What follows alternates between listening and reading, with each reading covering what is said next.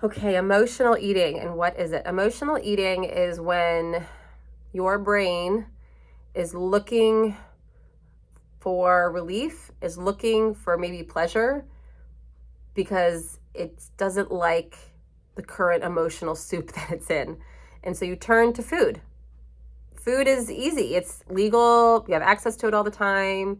And oh, it feels so good because typically food tastes really good. Typically, food brings upon some pleasure hormones.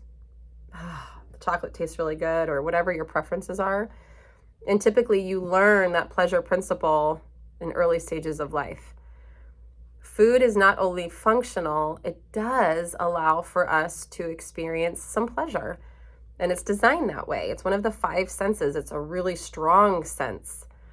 And when we're sick, sometimes that sense is taken away, or we're not able to experience it as well as we could. And it gets scary or cumbersome or apathetic or boring, and we wish we could do without.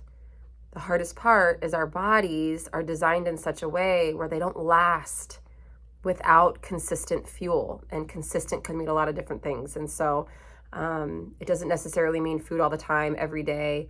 You can fast, all these different things, but you can't go too long without nutrition. You'll become malnourished, and it takes a long time. Our bodies are really adaptable. Emotional eating is disregarding the homeostatic hunger and fullness cues. It's overriding that for pleasure or to disregard pain, which is really strong. We are very, very emotional.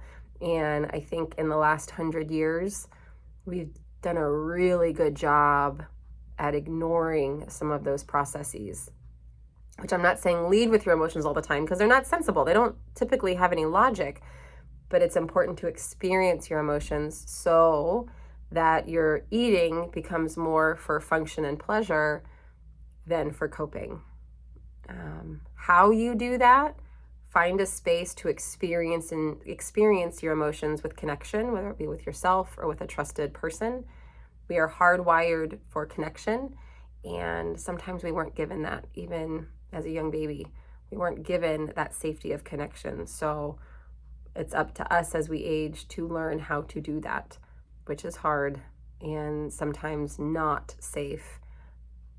But I do believe that there's hope, that you can find a safe space and keep trying.